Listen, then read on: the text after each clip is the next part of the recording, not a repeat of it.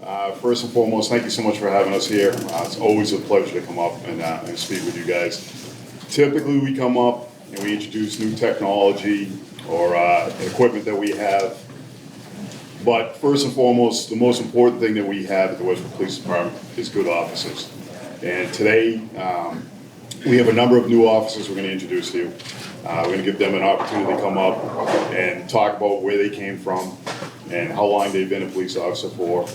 And then open it all up to questions for you guys, and anything you want to ask, feel free, within reason. Letting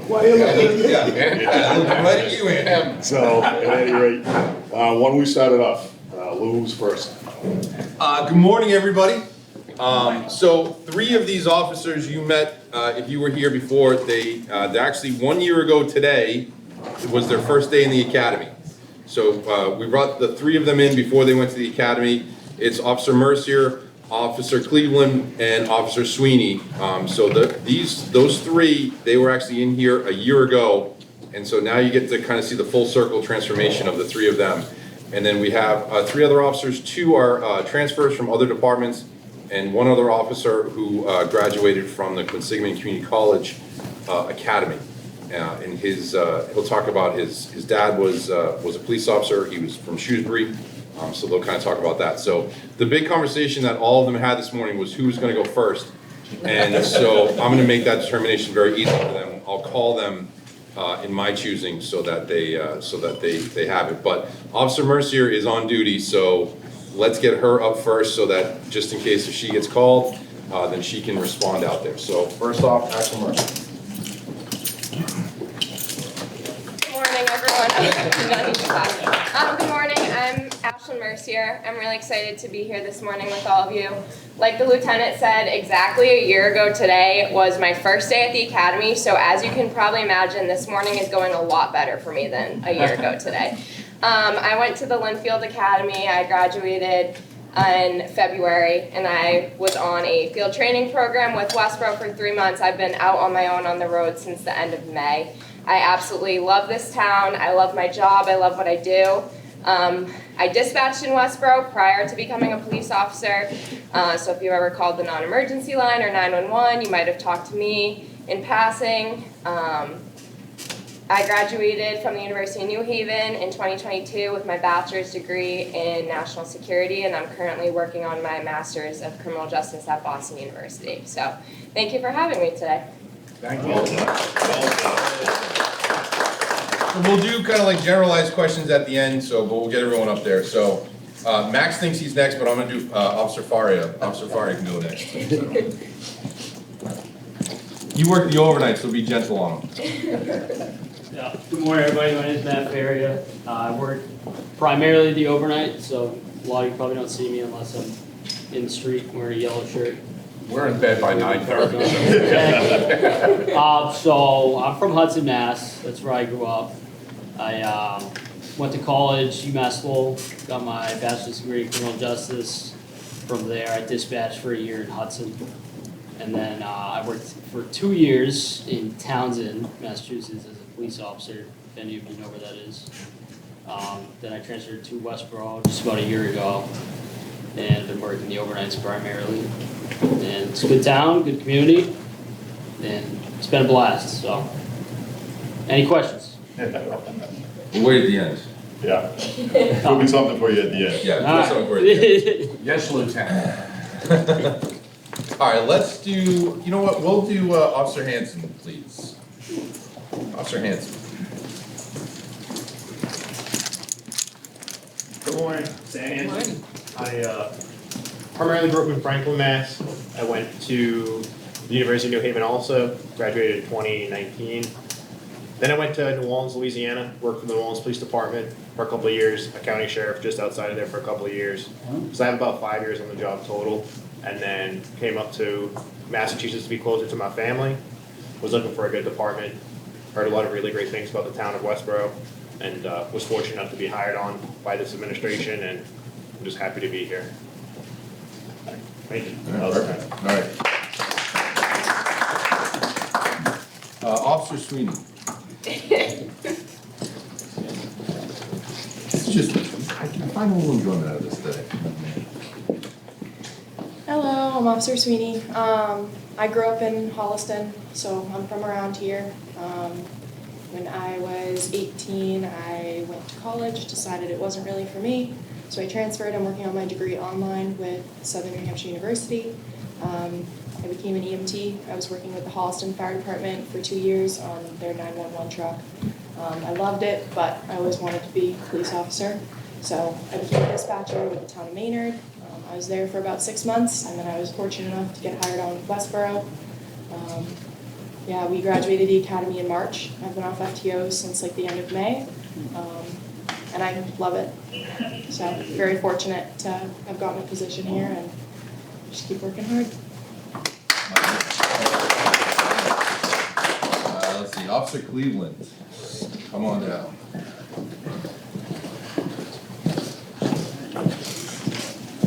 Good morning, everybody. My name is Officer Max Cleveland. I am from right over in Grafton, so I know the area very well. My girlfriend actually lives in Westborough.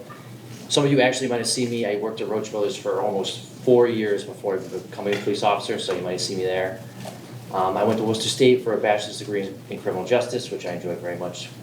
Before becoming a police officer, I worked as a firefighter over in Grafton. But I always wanted to be a police officer. That was always my dream, always my main aspiration. So fortunately enough, Westborough, knowing the town very well, had the opportunity to come join the police department. But it's been a lot of fun, a lot of learning, a lot of great people in this department, but it's been a very enjoyable experience. Thank you. Officer McKiernan.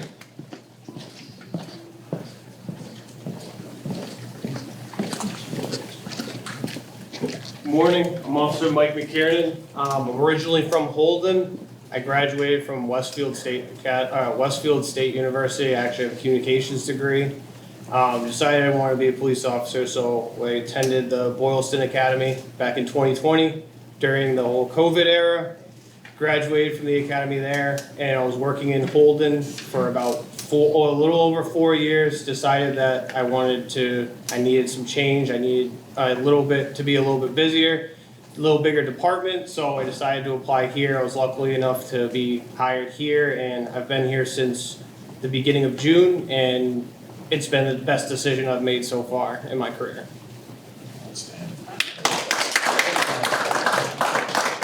Officer Scanlon. It was either you or it's gonna be Farrell, so you or last. Hello guys, I'm Patrick Scanlon. Originally also from Holden. I went to Assumption University where I got my bachelor's in sociology. I went to the academy actually a year ago today as well. Then I graduated this past May. I've been with Westborough ever since. My grandfather was the chief over in Shrewsbury, and then went to my father, who was a police officer in Shrewsbury as well. I have a cousin over there now, and also had an uncle who was with Worcester PD. So this is a great career, and probably the best department I could have chosen. I feel very lucky to be here. Just so all you guys know, this is being recorded, so these lines that you're throwing out there, I love them. We have it on record.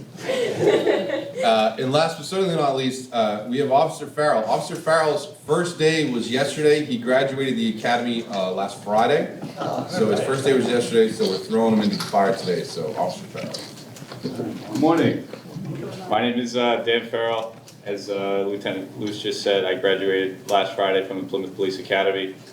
Previously, I dispatched for the town of Milford. I have also lived in Milford my entire life. Been to Westborough pretty often. I love Chick-fil-A, so it's pretty easy to learn. I was very happy when I got the opportunity to come work here. I'm more than excited to start, and very happy to meet everybody. Previously, I got my bachelor's degree in criminal justice at Westfield State. I got to play football there as well. Very excited to get started and very excited to meet everybody. Good luck. Thank you very much.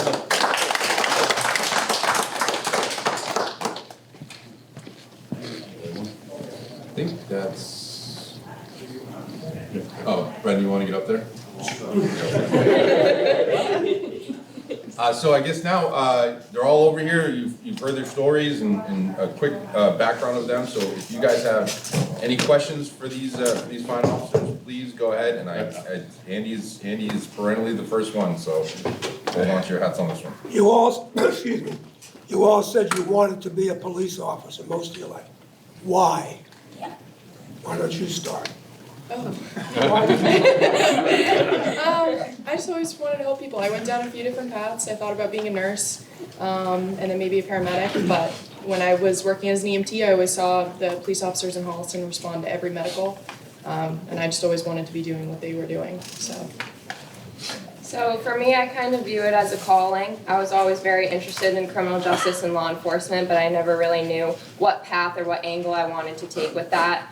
I grew up, my father is a police officer, so I've had him as a role model most of my life, someone I look up to very fondly. And when I started dispatching, I really was able to see law enforcement firsthand, and that's kind of where I felt like I would be best served as a local officer for municipality. Yeah, like I said, I grew up around this job, so this was always what I was gonna do, and I loved it, and yeah, it's great. For me, I think it's important that there's balance in society and that laws have to be enforced. We can't just let people do what they want, right? So someone has to step up and make sure that people that can't protect themselves are protected, and that people that commit crimes get arrested, right? So that was it for me. The biggest thing for me was, so I never had any like public safety immediately in my family, but I had a lot of friends who either had parents as police officers or mainly people in the military, and that kind of value of service and kind of trying to give back to the community is something I valued. So that's really what got me into law enforcement. I have a few family members who work in different areas of Massachusetts as law enforcement, and I've always looked up to them. I've always enjoyed to help people as well. And then I could never really see myself doing a desk job as well. So I've always just loved law enforcement and thought it was a way for me. Definitely agree with what you said about the desk job. Make a difference, have an impact on the community, be a part of something bigger. It's a cool job and it's fun to do, and you get to help people out all the time, every day. So. For me, it wasn't until about 8 years ago that I wanted to be a cop, because I grew up in a family of cops. I'm the fourth generation cop. My 3 generations of police officers in Worcester alone, cousins all over the state that do this job. And I honestly just wanted to be different. But I ended up realizing in college that, no, this is a path that I wanted to go down. I wanted to help people. I wanted to protect people. I wanted to go down this criminal justice route. So I decided to then I just kind of put all my focus into getting into a police academy and getting this job. Good answers. I'm happy that Matt was the first one to say whatever he said, but he can expand on it. Good. I'm a little bit concerned about that. That's a good police officer. I've been in Westborough now for many, many years. I grew up in town here. I live here in town, so it's not just important to get people to fill these positions as police officers. It's very important to me, to the lieutenant, to the chief, to get good people that are going to fit with the community and also be good police officers. And we've been fortunate because we've had a lot of positions that have become open. And not only have we been able to fill them with people that have experience, but we've also sent people through the academy. And ultimately, they're just very good people. And I think that if you talk to them and as you look at them, you probably agree with them. So, good answers. Nice job. Yes, sir. What challenges do you see presented to the police department In general, or in today's society? Well, I think, the one thing that we have not actually had a problem with that has become a little bit of an issue over the last couple of years is retaining police officers. Westborough's been fortunate for a number of years with other departments, usually your bigger departments that have had issues retaining their officers. So for us right now, it's getting quality applicants for these positions and keeping them. And it's a very competitive field right now with all the departments around us. Everyone's facing the same issues and everyone is trying to keep their officers. So it's what is available here that's better than other departments? Is it, opportunities for advancement? Is it specialty assignments? Is it money? So all these different things that we have to compete with on a daily basis, on a yearly basis, it's probably our biggest issue that we're actually dealing with at this point in time. Thank you. Yep. Anybody else? You got one already, hold on. I'm intrigued. You're carrying around a lot of equipment on your belt. Yes. Would you just quickly describe the 40 pounds of equipment you drag around? Yeah. So, got 2 pairs of handcuffs, because you always need to have a backup just in case. Keep my first one here, my second pair back here. Our OC spray right here, cruiser keys, extra set of cuff keys. My primary set is up here. Our firearm, tourniquet, which helps not only us if we ever are involved in a shooting, but other people as well. Can really save a life, so it's really important that we carry that as well. Taser here, radio, baton. I think that's everything. Yeah. Okay, thank you. Yep. And, so one thing that we did was, several years ago, 5 or 6 years? 6 years ago? On the time. 6 years ago, we got new firearms. We updated, so we had Glock.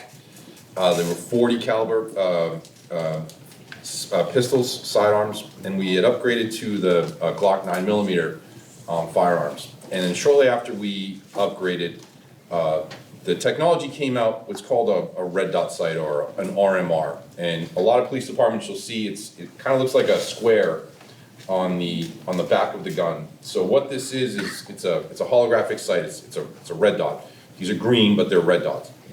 And they help, especially they found that they help with officers with acquiring and visibility and accuracy in shooting, because that's probably one of our most important things is, God forbid, if we ever do have to use our firearm, we want to make sure that that's going, the bullets are going where they're supposed to go. So the chief has opened it up, and so we looked around at a lot of different firearms and manufacturers, and we settled we're actually changing from Glock, we're going to Walther. So we're going to a Walther firearm. It's a 9mm, but it has the red dart sight, the RMR sight on the back. So we're excited about that. We're waiting to order them, but we should be getting them in relatively soon. And then on top of that, our range is going to be cleaned up. It's never been cleaned, so it's been in use since the mid-'80s. So we're having a company come out at the end of this month, and they're cleaning up our range. They're cleaning up the brass and everything else like that and we're, so it doesn't just kind of sit in the ground for 40 or 50 more years. So we want to make sure that gets cleaned up. But with this, and I'm going to use Officer Schweitzer as a model here. So all of our new officers, when they get hired on, they have to wear a traditional duty belt. So all the officers that spoke before you have a traditional duty belt, which is what we have used since the dawn of time. They have all of their gear is on their waist, and it becomes heavy. It is probably a good 25, 30 pounds, maybe even a little bit more.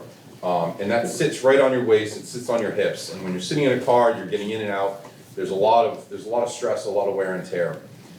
They came out with, and we've since gone to them, is what's called an outer carrier.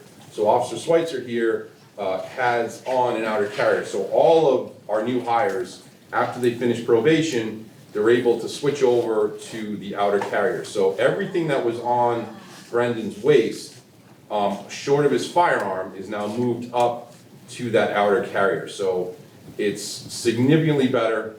And then also, especially like in the summertime, if he's out on a call, he comes into the station, he can actually take that outer carrier off and kind of get some air into his It's like a big weighted jacket. Yeah, it's a big weighted jacket. So, but he's able to transfer all of the stuff that's on his waist up to his outer carrier. So it's a great thing, and we did it so that everybody, when they get hired on here, they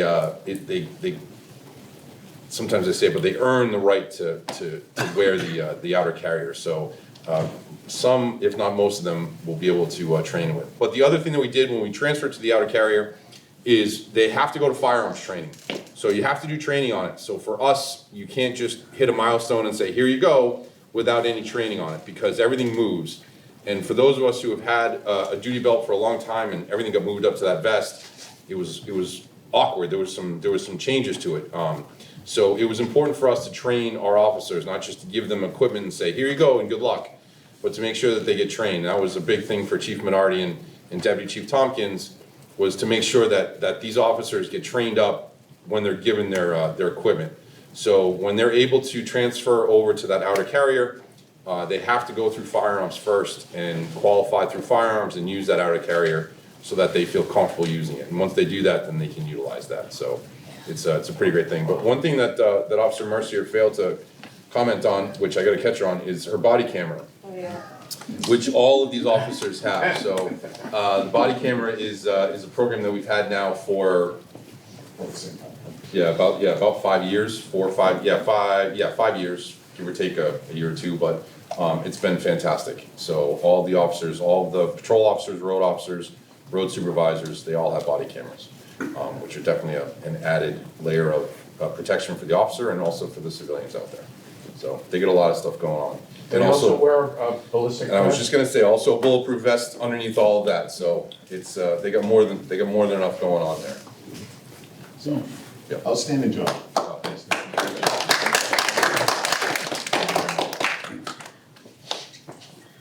Any other questions for these fine officers? Yes, Mr. Turok. After you graduated from the academy, what has been your biggest adjustment coming into active duty? Oh, I'm first again. I think honestly the schedule is really tough when you're in the academy. Me and a few of the other people up here had to go up to Linfield, so it's not a quick drive. We were getting up at like 4:30 in the morning every day, Monday through Friday. So going from that like very regimented schedule to right now, once we get off FTO, we do a month on each different shift just to kind of get used to it. So I did a month on midnights, I did a month on evening shift, I just finished up a month on days, and right now I'm doing what's called a split. So I do 2 evening shifts, and then I have a short day with an 8-hour turnaround where I leave at midnight and I'm back at 8 a.m. So just kind of adjusting to the schedule is probably the hardest part for me. I think what I'm gonna say might seem very obvious, but going from the academy to on patrol, like this is actually real life. They can train you in the academy as much as possible and it's great, we get great training, but at the end of the day, it's all simulation, it's all textbook. There's right answers, there's wrong answers, and then you get thrown out into the real world and you're dealing with real people and real problems. Like, you can't get a redo if you mess up a simulation here. So just that adjustment and that kind of mental mindset that you have to have every time you show up to work. I would have to agree with the schedule, in that sometimes you'll work midnight shifts, and those are not common hours to be up, so it can really mess with your sleep schedule, as well as sometimes if we have sick call-outs, you could be asked to come in and work a 16-hour day, so that can be tough as well. And like Officer Sweeney said, with switching around shifts, all of us new guys have been switching between day shifts, midnights, eves, month to month, so that can be pretty hard. I think the academy trains and certifies you to a certain level in terms of when it comes to a whole bunch of standards, law, fitness, firearms, stuff like that, but the world's constantly evolving, the laws change on a very frequent basis, and it becomes your responsibility as an officer to keep up with all of that, as well as keeping up with yourself. Like they said, the schedule can be tough sometimes. Some people fall into bad habits in terms of their physical fitness and stuff like that, and that was a challenge for me, and trying to keep on top of that is a big thing. I'd say the biggest challenge for me is similar to what Officer Mercier said, is in the academy it's all very regimented and organized, and as much as you're there to mess up and that's how you're going to learn. Like I said, in real life you kind of got to find that switch and recognize, these are real people, these are real situations, and you got to adapt and change to that situation. So I think that was been the biggest adjustment for me, is kind of just adjusting to everything and how dynamic everything can be. As Officer Mercier and Officer Cleveland said, I'm sorry, I've got to repeat, but just realizing you're out of that bubble and it's real life now. You got to be able to deal with how people are in different situations, knowing that if somebody's calling 911, it's an emergency. That could be the end of the world for somebody. And just figuring out how to go about it without going against anything we were taught, with trying to figure out every situation by somehow coming out right. Yeah, you go to academy for 6 months, you're wearing khaki uniforms every day, you got a plastic gun in your holster, and it's all training environment. And then I remember the first day I got on the road, and you put your blues on, you got a real gun, you're going to real calls, you're dealing with real people. You got to get comfortable in your own shoes, It's a lot different than the academy environment, but once you get reps, you go to calls, stop cars, make arrests, all that good stuff. Everything starts to come full circle. I agree with what everyone else said prior to me. I had a little bit of a different experience being the COVID class of academy. When I came out of my academy, field training was different because it was still the COVID era. Policing was a little bit different because of the pandemic. And then after that, and I'm off field training now, we're supposed to go back to normal, where I haven't really been fully field trained in that with my department, and it was kind of like a throw in, like sinker, like you know what to do, you just gotta get your confidence up, figure it out. And I'm kind of experiencing a similar thing of like coming out of the academy when I'm coming here, because Holden, it's a lot different. It's a very small department, don't have a ton of calls for service, there's not a lot going on in Holden. And so I transfer here where it's busier, there's more industrial buildings, there's more commercial buildings, more residential buildings, you have Route 9. So it's a lot to kind of keep up with, to try to just kind of get myself back on track of keeping up with everything. So I've been working 5 years, I'm still learning something new every day, and I'm just gonna continue to learn and do the best that I can. Can I actually add something to that?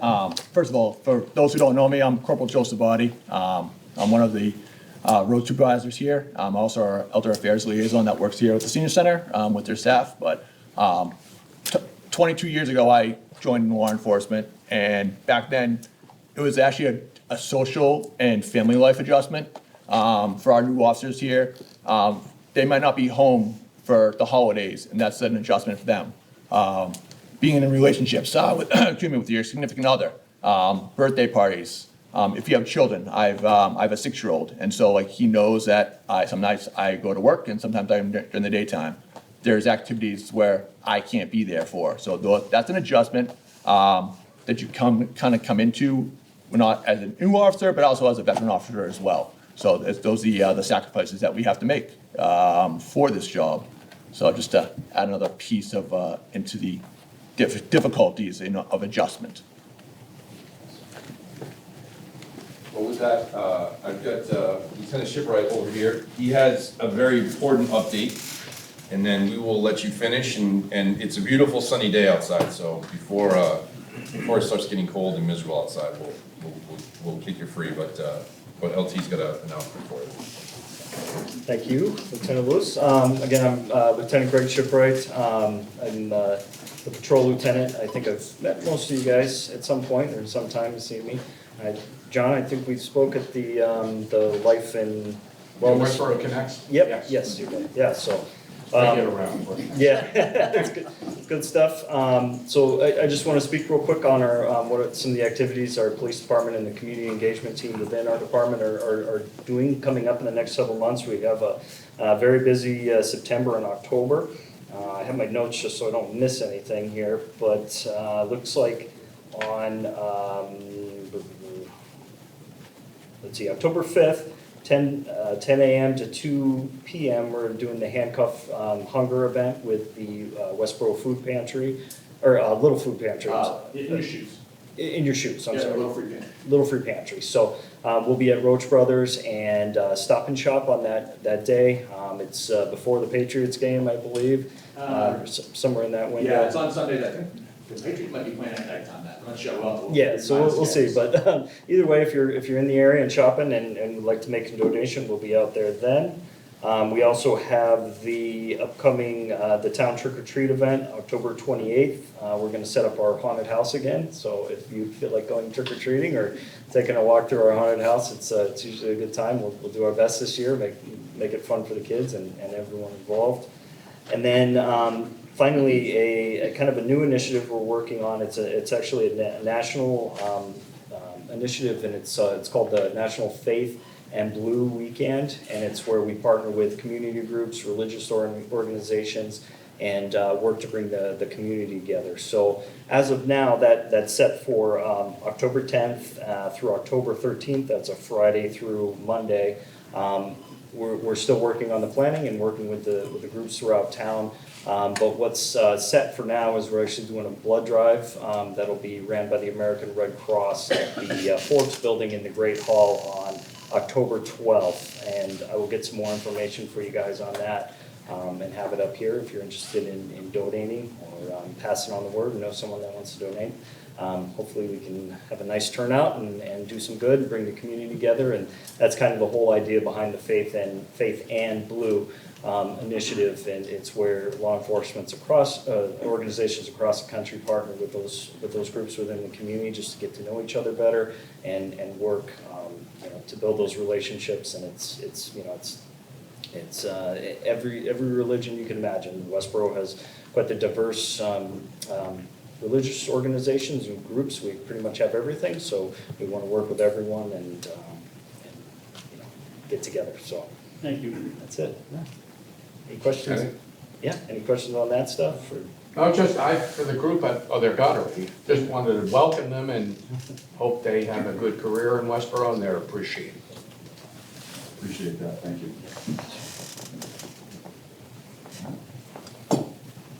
Any other questions? Once again, thank you so much for having us. It's always a pleasure to come up and talk with you guys. You always have the best questions. And thank you for your time. Have a good day.